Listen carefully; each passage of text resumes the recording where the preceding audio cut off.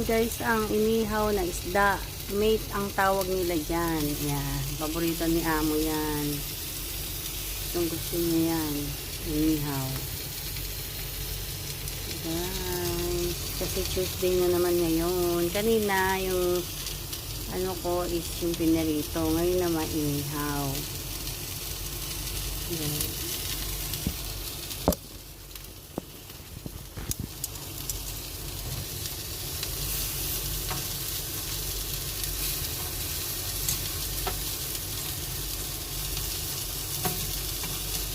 Gusto nila to eh.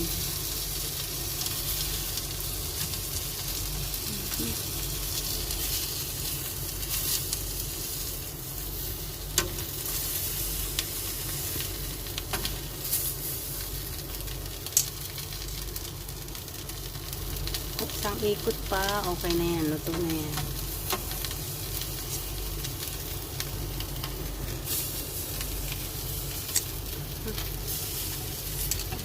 Tumalon.